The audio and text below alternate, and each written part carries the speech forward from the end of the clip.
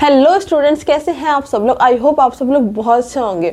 चलिए स्टार्ट करते हैं आज क्लास 10th का चैप्टर 6 प्रकाश, परावर्तन तथा अपवर्तन का टॉपिक दर्पण, जिसको आप इंग्लिश में मिरर बोलते हैं। सबसे पहले हम देखते हैं कि मिरर होता क्या है।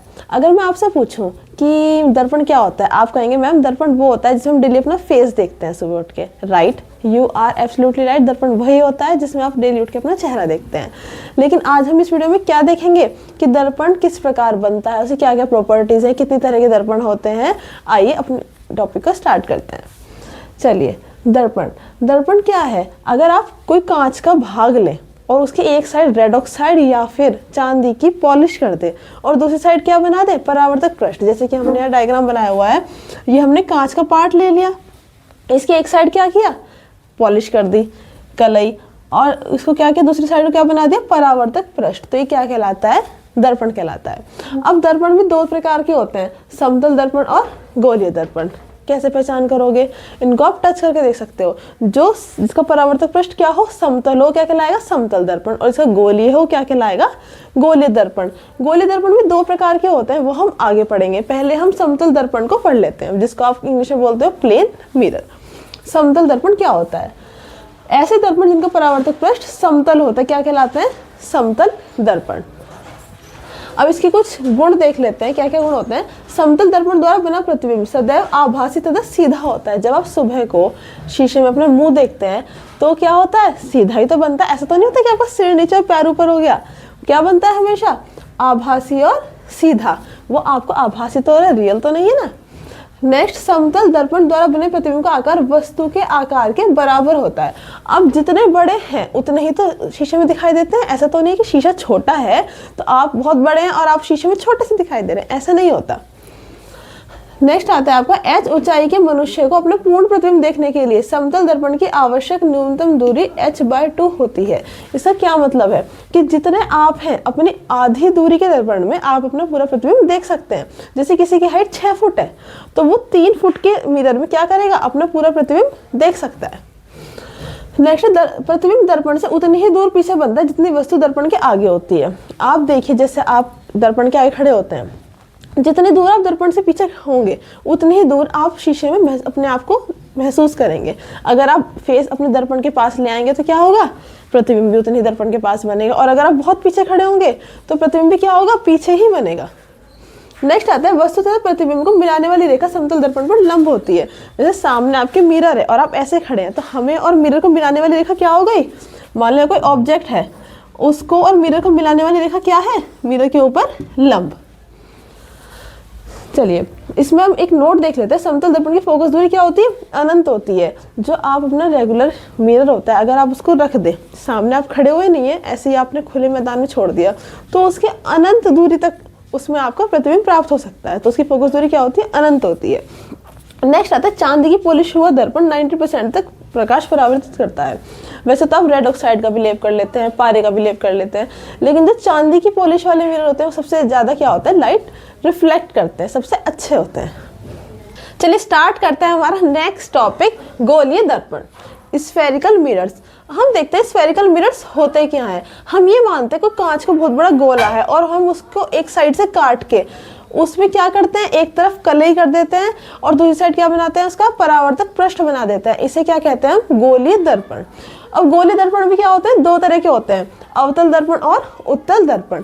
अवतल दर्पण कौन से होते हैं, वे दर्पण जिनका परावर्तक पृष्ठ क्या होता है, अंदर की ओर होता है।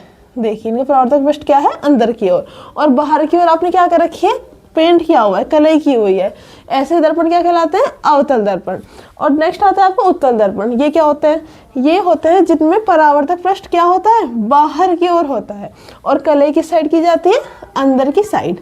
हमने क्या किया, बाहर वाली साइड परावर्तक पृष्ठ बना दिया, तो ये क्या कहलाएगा, उत्तल दर्पण।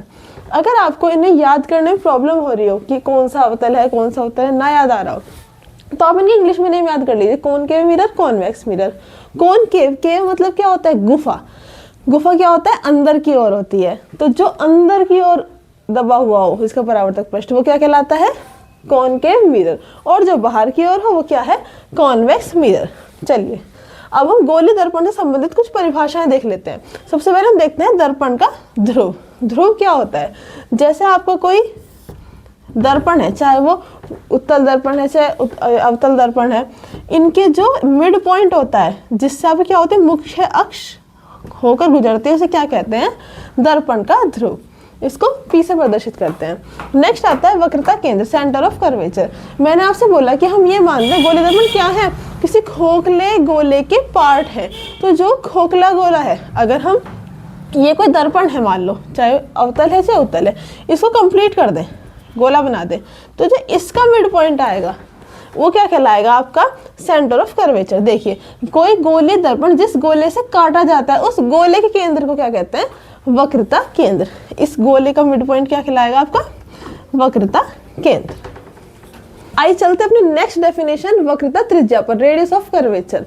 वक्रता त्रिज्या क्या होती है, मान लो हमने कोई दर्पण लिया, हम क्या मानते थे, जैसे कि मैंने आपको पहले एक्सप्लेन किया था, हम गोले दर्पण क्या मानते हैं कि कोई कांच का खोखला गोला है, हमने उसको काट कर एक तरफ कलई करके दूसरी साइड परावर्तक पृष्ठ बनाया, ऐसे हमने गोली दर्पण बनाया है। तो वक्रता त्रिज्या क्या है, ये जो खोखला गोला है, अगर इसे कंप्लीट कर ले हम, इसकी जो त्रिज्या है उसे क्या बोलते हैं, वक्रता त्रिज्या। नेक्स्ट आता है अभिलंब। अब आपके सेंटर पे जिस भी पॉइंट से आपके दर्पण के सेंटर पर लंब डलेगा उसे क्या बोलते हैं, अभिलंब।